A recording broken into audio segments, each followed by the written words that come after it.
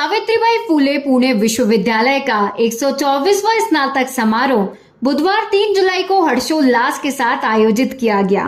इस समारोह में प्रोफेसर सीताराम प्रमुख अतिथि थे और उन्होंने अपने भाषण में उच्च शिक्षा में कुल नामांकन बढ़ाने के बारे में जोर दिया। कार्यक्रम के अध्यक्ष विश्वविद्यालय के कुलपति प्रोफेसर डॉक्टर सुरेश गोसावी थे। समारोह में 7,125 विद्यार्थियों को स्नातक प्रमाण पत्र वितरित किए गए। साथ ही गणमान्य व्यक्तियों द्वारा सावित्रीबाई फूले पुणे विश्वविद्यालय के विशेष प्रकाशन विद्यापीठ वार्ता का विमोचन भी किया गया।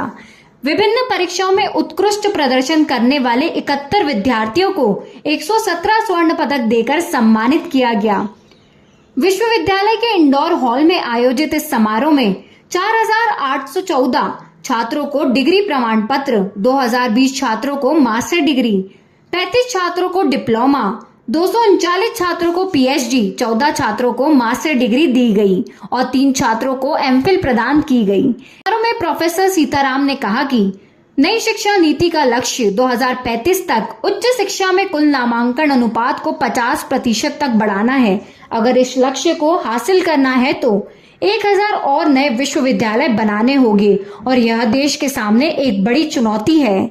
उन्होंने कहा कि इस दर को बढ़ाने के लिए हमें डिजिटल टेक्निक को अपनाने की जरूरत है ताकि नए छात्रों को नई शिक्षा और सीखने की विधियों के माध्यम से जोड़ा जा सके। इसलिए आज की तेजी से विकसित हो रही दुनिया में एआई और अन्य उन्नत टेक्निक दुनिया पर कब्जा कर रही है और शिक्षा, रोजगार और दैनिक जीवन को प्रभावित कर रही है। इसलिए यदि छात्र आगे बढ़ना चाहते हैं तो यह आवश्यक है कि वह इस तकनीकी प्रगति को अपनाएं।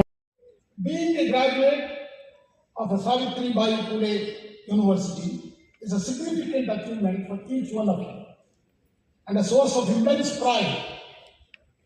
Your academic journey at this esteemed institution is a testament to your comprehensive learning, experiences, and educational progress.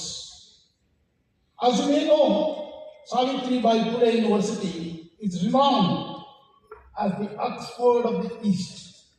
इस कार्यक्रम में विश्वविद्यालय के प्रकुलपति प्रोफेसर डॉक्टर पराग कालकर, प्रभारी कुलसचिव प्रोफेसर डॉक्टर विजय खरे, विश्वविद्यालय परीक्षा एवं मूल्यांकन बोर्ड के निदेशक डॉक्टर महेश काकड़े, परिषद के सदस्य, अधिसभा के सदस्यों के साथ विभिन्न विद्या शाखाओं के डीन, प्रोफेसर, शिक्षक, गैर शिक्षण कर्मचारी और छात्र बड़ी संख्या में उपस्थित थे। ऐसे ही खबरों के लिए जुड़े रहिए आज का आनंद न्यूज नेटवर्क पर।